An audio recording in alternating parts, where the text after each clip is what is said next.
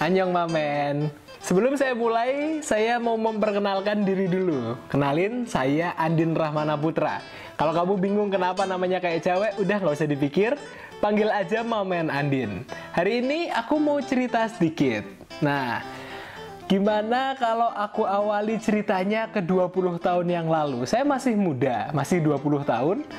Saya kelahiran tahun 91. Nah, dulu waktu masih kecil, itu aku punya cita-cita untuk menjadi seorang presenter karena aku suka nonton TV.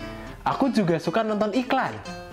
Tapi aku juga suka main komputer waktu dulu kecil. Nah, sampai akhirnya aku beranjak SMA di Surabaya.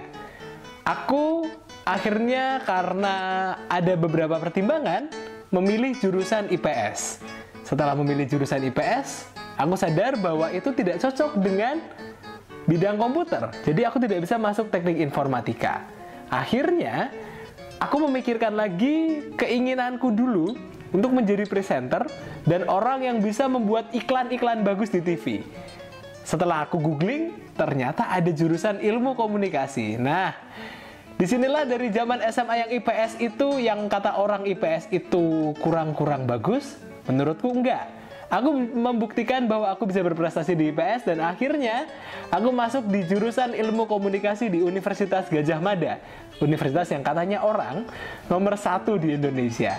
Oke, itu tadi mungkin sekilas dari perkenalanku. Sekarang aku mau cerita sedikit deh, apa aja sih yang aku pelajari di komunikasi? Kalau menurutmu komunikasi itu hanya sekedar MC atau presenter aja, ternyata komunikasi itu luas. Kita bisa belajar banyak sekali tentang komunikasi, mulai dari cara berbahasa kita setiap hari, cara kita ngomong sama orang tua, sama pacar, sama teman, sama kakak, sama adik, sama keluarga, itu kita berkomunikasi. Termasuk ketika kita berkomunikasi dengan bahasa tubuh kita. Itu juga dipelajari dalam komunikasi nonverbal. Nah, ternyata masih banyak lagi komunikasi-komunikasi yang lain. Ketika kita pasang status Facebook atau pasang status Twitter, kita juga berusaha untuk berkomunikasi dengan orang lain. Presiden yang sedang pidato pun berkomunikasi juga. Nah, semua itu dibahas dalam jurusan ilmu komunikasi yang sedang saya ambil dari tahun 2000. Saya kok lupa ya. 2009 sampai insya Allah nanti 2013 sudah lulus. Kira-kira di komunikasi kamu membutuhkan waktu 3,5 sampai 4,5 tahun, standarnya 4 tahun, untuk bisa lulus di sana. Semuanya itu tergantung kamu kalau ingin mengambil jurusan ini, apakah kamu ingin fokus dan kamu bisa menyelesaikan studi dengan cepat, atau kamu bisa sedikit terlena karena banyak sekali hal-hal yang bisa dipelajari di komunikasi di luar. Kamu bisa belajar fotografi di luar. Fotografi juga bagian dari komunikasi. Kamu juga bisa belajar iklan di luar. Nah, karena saking banyak yang dipelajari di komunikasi, akhirnya mahasiswa-mahasiswanya harus memilih. Mereka mau konsentrasi di bidang apa.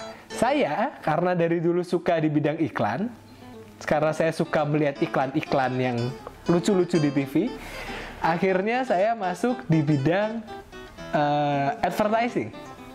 Dan sekarang saya juga belajar untuk mencoba membuat beberapa iklan radio dari beberapa brand lokal. Nah, sebenarnya kalau kamu juga suka untuk ngomong, juga suka untuk berkomunikasi dengan orang, jurusan ilmu komunikasi itu tepat sekali untuk kamu ambil. Kenapa? Kamu bisa mempelajari apa yang harus dilakukan oleh orang lain agar komunikasinya bisa berjalan dengan efektif. Kalau saya ngomong dengan kamu, apa yang harus saya lakukan agar apa yang saya sampaikan ini bisa kamu mengerti? Oke, kalau mungkin kamu bertanya, terus kira-kira kalau di komunikasi selain di UGM ada di mana lagi? Banyak. UI, Universitas Indonesia juga menyediakan jurusan ilmu komunikasi. Universitas Padjadjaran Bandung juga ada. Beberapa universitas lainnya seperti Universitas Airlangga juga ada. Itu kembali ke kamu, bagaimana kamu memilih tempat untuk tinggal dan belajar, karena itu juga akan mempengaruhi biaya. Kalau masalah biaya mungkin itu adalah sesuatu yang agak sensitif. Tapi kalau kamu tinggal di Jogja, mungkin itu bisa diatasi. Tidak seberapa mahal, kamu mungkin bisa meringankan beban orang tuamu dibandingkan jika kamu harus mengambil jurusan ilmu komunikasi di kota-kota besar lainnya seperti Jakarta misalnya. Nah,